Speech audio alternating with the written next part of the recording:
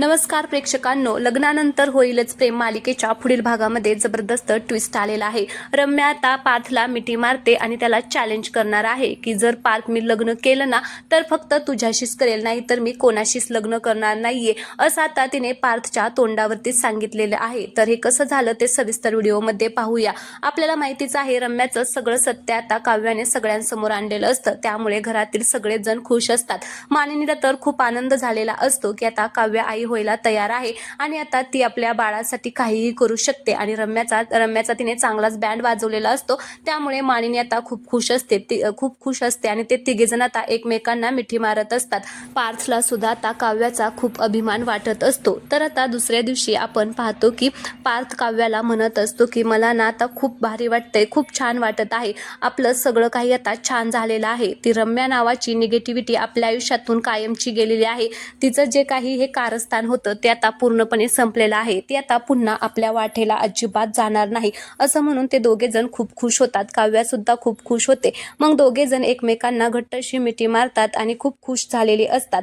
तर आपण दुसरीकडे पाहतो की पार्थ आता मोबाईल बघत हॉलमध्ये उभा असतो, तर तिकडून रम्या येते आणि त्याच्या खांद्यावरती हात ठेवते। आता रम्याने हात ठेवल्यामुळे खरं तर पार्थला वाटतं की काव्य आहे का काय, म्हणून तो पाठीमागे वळून पाहतो तर त्याला रम्या दिसते। आता रम्याला पाहून त्याला आश्चर्याचा धक्काच बसतो। मग आता रम्या त्याला घट्ट मिठी मारते आणि म्हणत असते की पार्थ मला खरंच तू खूप आवडतो। तर पार्थ तिला असं लांब करतो आणि म्हणतो की रम्या अगं हे काय करते, तुला तरी कळतंय का तू काय करते, तुला एवढं दुपारी सगळ्यांसमोर काव्याने सांगितलेलं आहे की माझ्यापासून आणि आमच्या बाळापासून पार्थपासून लांब राहायचं, तरी सुद्धा आता पुन्हा तेच करत आहे। तर मग आता रम्या चिडते आणि रम्या म्हणत असते की अरे पार्थ असं काय करतो तू, तुला कसं काय कळत नाही रे की माझं तुझ्यावरती किती प्रेम आहे ते, त्या काव्याचं जाऊ दे पण तुला पण कळत नाही का आपण लहानपणापासून एकत्र राहिलोय ते। पण आता पार्थ बाद झालं, मी आता तुला तुझ्या तोंडावर सांगते, जर मी लग्न केलं ना तर फक्त तुझ्याशीच लग्न करेल, नाहीतर मी कोणाशीच लग्न करणार नाही आणि त्या विजयशी तर अजिबातच लग्न करणार नाही।